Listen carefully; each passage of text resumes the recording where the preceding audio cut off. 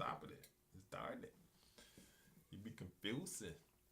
With what's her name? Brandy, my coworker. She said it's confused. Oh no, please don't talk about people on here. See, now I gotta cut that. You like to say people's names. You should only say people's names when I say, who are you talking about? I know a lot of people. Other than that, don't say people's names. I know people. But that's okay. But everybody don't know the people. Woo, power surge. Take it off. Take it off. Woo. What y'all know about a power surge? Okay, what podcast is this? 39. 39. You gotta do the intro again. Here we go, y'all. So, switch over to the document. Let me look at it again. So,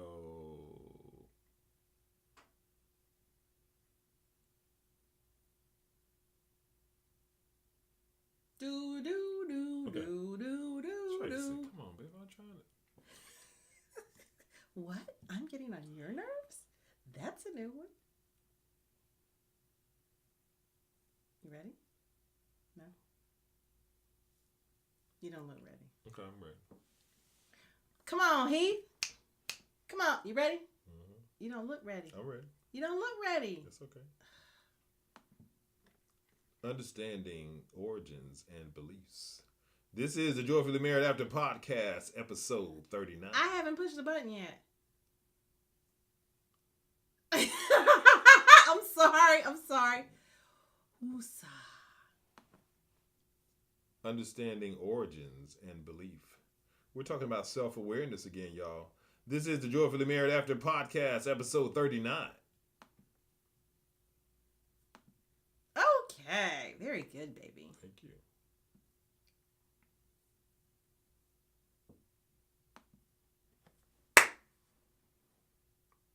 Okay, baby.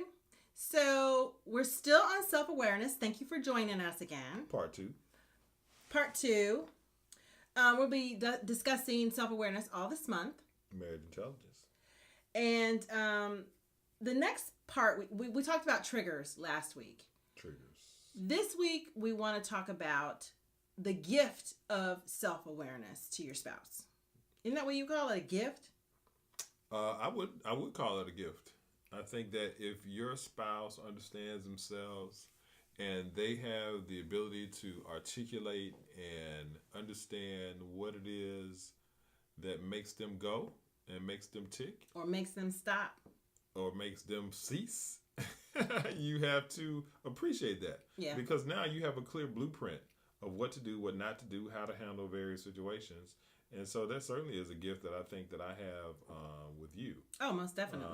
Definitely. It's very clear what works for you and what doesn't.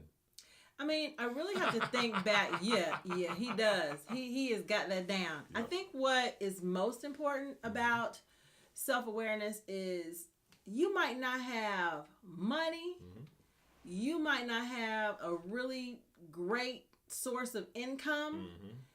You may not have a lot of things before you get married, but you better have some self-awareness. Right. Because it affects everything in the relationship. If you don't know who you are, if you don't know how to approach your partner, and how if you can't help your partner figure out how to approach you, you're going to have problems. You're going to have problems around navigating triggers, which is one of the things we talked about. You're going to have problems navigating where you got your habits from, your family, things like that. We can understand our identity, our character, our values, our needs, our desires, our beliefs by looking at our family origin. Right.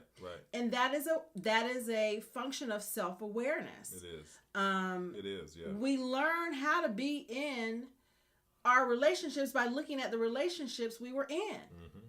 Yeah, it's, you have to evaluate, well, what did my mom do? What did my grandfather do? How was I treated in this situation? What was my exposure to anger? What was my exposure to laughter and humor? Like, how did my dad show love? Right. How did my mom, my grandmother, my brothers, How did they show love? All of that impacts you, and it frames your disposition as it relates to your self-awareness of your own. Did, think about things like in the home you grew up in, was there a gender model thing going on? Did your dad not ever cook? Yeah. Did your mom always cook even though she worked? Did your mom not work because your dad said, no, I'm going to bring home the bacon? Yeah.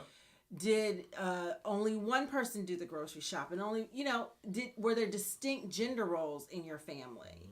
Is that what you grew up seeing? We were watching one of those shows. Married at First Sight. We watch some shows every now and then. Yeah, we do. Married at First Sight. We were watching Married at First Sight. Y'all seen that one? Have you seen? Oh my God, you have to watch. We might have to do a whole another Woo, podcast on that. woo. So I actually made some notes about doing a podcast about that. Oh, okay, cool.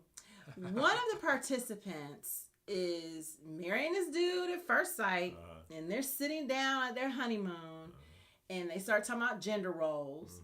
And she says, well, yeah, I'm a cook and I'm a clean. And he was like, well, yeah, I'll help do that too. She was like, okay. And then she said, well, what about bills? He's like, oh, that's 50-50. He said, oh, that's 50-50. She was like, what? What? She was like, no. She was like, no, you take care of it. I told you I was going to cook and clean. And the reason, as we watched the show a little bit, the reason she was like that was because that's what she grew up with. Right. Her brother was the breadwinner in his marriage. Her father was the breadwinner in their family and in the marriage that she witnessed. So she was essentially modeling what she'd always seen. It wasn't anything wrong with her. Right. That's just what she saw. Right. It's almost like somebody growing up rich. Where's your Bentley?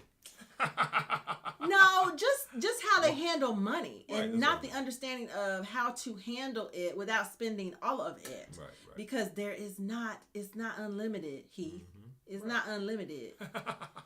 Woo, that was like the first part of our marriage. It was a learning curve, y'all. It was a learning curve. It was like, no, we don't have unlimited. We're not in that life anymore. That's not our life anymore. No, we've always been like this. We just snapped our fingers and